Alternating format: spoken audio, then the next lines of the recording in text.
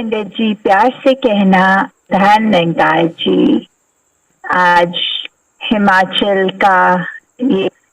सत्संग का कार्यक्रम, जहाँ आप सब संतों के वचन सुनने को मिल रहे हैं। कैसे ये जो बात परमात्मा की ही हर एक ने यही गुणगान किया, चाहे कोई भी माध्यम चुना हो। तो कैसे ये जो फोकस रहा, जैसे एक महापुरुषों ने आज गीत में भी बोला कि ब्रह्म ज्ञान है पहली सीढ़ी, तो कैसे ये दासी के पीछे भी जो लिखा हुआ है, ब्रह्म की प्राप्ति ब्रह्म की समाप्ति, ये कैसे ये जो ब्रह्म ज्ञान है ये जब मिलता है तो उससे सारे ही ये जो हम जितने बंधनों में जकड़े हैं वो सारे बंधन खुल जाते हैं जब इसकी समझ आ जाती है। तो कैसे ये एक ब्रह्म ज्ञान से पहले चाहे हमें कितने भी भ्रमों ने उलझाया हो, ये जब इस परमात्मा का एहसास हो जाता है, इसके दर्शन हो जाते हैं,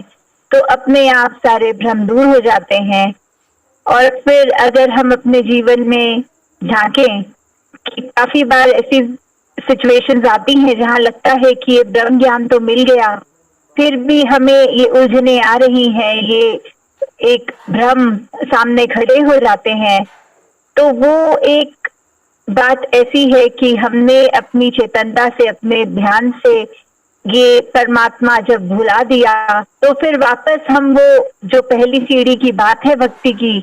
तो उससे वापस वो एक तरह से अगर कहें तो ग्राउंड फ्लोर पे वापस आ गए, पहली सीढ़ी जो चढ़े थे। तो कैसे हमने हर समय इस परमात्मा का ही ध्यान करना है, तभी ये सारे बंधनों से हम मुक्त हो सकते हैं। क्योंकि ये आत्मा तो बेरंगे के जैसी ही है, ये उसी का ही अंश है। तो हम कैसे वापस अपने आप को उसी में ही एक करने का यत्न इस ब्रह्म ज्ञान द्वारा, जो एक होता है कि मोक्ष और मुक्ति की बात, तो कैसे ये भक्ति भरा जीवन निभाने के बाद जब एक ब्रह्म ज्ञान हो गया, ये रूबरू देखा गया परमात्मा, फिर ये भक्ति भरे जीवन के बाद ही वो अंत समय जो एक में वापस होने की बात है, तो वैसा जीवन हर एक के जहाँ झोली में आए, वही एक हमने हमेशा सजग रहना है, वो कोशिश करनी है कि ये उलझनों में हम ना पड़े। और हर चीज जब तक इस ब्रह्म ज्ञान की दृष्टि से देखेंगे तो साफ ही दिखेगी, वो बंधन हमें जकड़ नहीं पाएंगे। कैसे हमारा दिमाग भी अगर कभी कुछ हासिल करने के लिए ये चालाकियां करता है, वो भी उस समय वो माया का ही रूप है। जैसे दासी ने कुछ ही दिनों पहले एक दृश्य देखा कि यहाँ बंदर बहुत आ गए थे, तो जहाँ रसोई घर में उनको नजर आ रहा था कि फल की टोकरी दिख रही थी और वैसे एक कांच सामने, तो कैसे वो बंदर पहले तो अंदर घुसना चाहा उसने कांच से, और वहां वो एक संभव नहीं हो पाया उसका आना।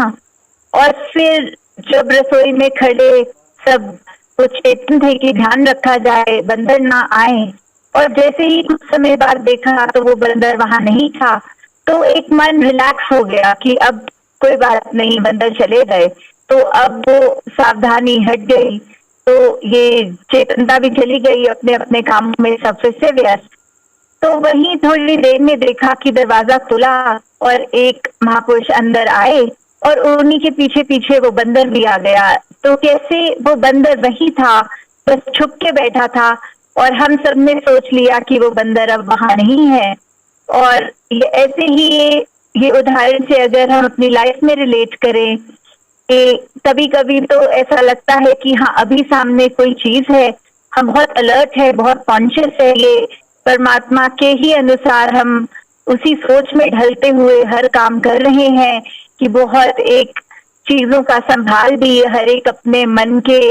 सोच को भी हम तोड़ रहे हैं, बोलों को भी तोड़ रहे हैं। पर फिर एक क्षण ऐसा आ रहा है जहाँ एक वो चेतनता खो दी हमने, तो फिर सोच भी इधर उधर माया में ही भाग रही है, हमारा ख्याल, हमारे वचन भी फिर ये ऊपर नीचे होके कैसे भी निकल रहे हैं, हम अपने आप को इस परमात्मा के तराजू में तब नहीं रखते हैं, और फिर एक ऐसा मौका आता है जहां एक ऐसी घटना होती है तो रियलाइज होता है कि अगर हम शुरू से ही अपना ध्यान इस प्रभु परमात्मा, इस रमे राम में रखते, इस निरंकार में रखते, तो फिर ऐसी सिचुएशन होती ही नहीं कि कोई नुकसान हो जाता। तो वैसे ही हम सब हमेशा अपने जीवन में ध्यान रखें कि ये ब्रह्म ज्ञान जो मिला, एक ये साल्वेशन, एक मुक्ति का, ये डेफिनेटिव तभी होता है जब इसके अनुसार पल पल जिया जाए। कि एक भी पल की जहां ढील हो गई तो फिर हम वो संस्मृति वाले नहीं कहला सकते, हम महापुरुष नहीं कहला सकते। हम हर पल सिर्फ एक अपने नेचर को ही ऐसा बना ले जहां हर ख्याल इस परमात्मा से शुरू इसी तक, हर कार्य इसी की रजा में, यही हमारी मन की भी अवस्था हो कि जब इसका एहसास, तो फिर सारे ही एक अच्छे गुण, चाहे विनम्रता होगी, चाहे वो दूसरों को ब्रॉड माइंडेड विजन से देखने की बात, कैसे हम हर एक को एक्सेप्ट करते चले जाएंगे, और प्यार तभी कर पाएंगे जब एक्सेप्टेंस होती है। तो उसी तरह हमने हर एक के लिए जहां अपने आप को किसी की तुलना से नहीं श्रेष्ठ मान लेना, यही भाव, दास भाव कि सभी संत हैं, सभी के पास वही ब्रह्म ज्ञान है, और जो दुनिया इस ब्रह्म ज्ञान से अभी अपना मुख उजला नहीं कर पाई, उनके अंदर भी परमात्मा ही है। तो कोई भी संसार का व्यक्ति जो है उससे हम ज्यादा श्रेष्ठ नहीं है, इस परमात्मा के ही सब हैं। और वैसे ही अपने आप को हर एक का दास मन से मानना है, और कभी भी अपने जो सूक्ष्म से भी अहंकार कभी आ जाते हैं कि किसी ने कोई प्रशंसा कर दी तो लगता है कि हमारे जैसा अच्छा कार्य ये तो और कोई नहीं कर सकता, तो उस समय भी हम अपनी चेतनता खो रहे हैं, इस परमात्मा को भुला रहे हैं, क्योंकि आज इस परमात्मा ने ही बल दिया तो ये कार्य हो सका, वरना हम में तो कोई ऐसी क्षमता नहीं कि करे। और परमात्मा चाहे तो कभी भी हमें एक अपनी जगह पर रोक सकता है और किसी से वो कार्य करा सकता है। जैसे आज भी देखा, थोड़ा इंटरनेट बीच में प्रॉब्लम कर रहा था, तो एक महापुरुषों के वचन के हिसाब से वो जो लिप सिंक नहीं हो पा रहा था, क्योंकि एक बोलने की स्पीड और कुछ हो रही थी और विजुअली नजर और कोई विजुअल्स आ रहे थे, तो तभी दासी के मन में ख्याल आ रहा था कि कहीं हमने अपना जीवन ऐसे तो नहीं बना लिया कि दूसरों को दिखाने के लिए एक आउटर विजुअल्स हमारे अलग हैं और मन में अलग ख्याल और अलग बातें ही चल रही हैं। तो हमें हमेशा इसको सिंक में रहकर करना है, मन वचन कर्म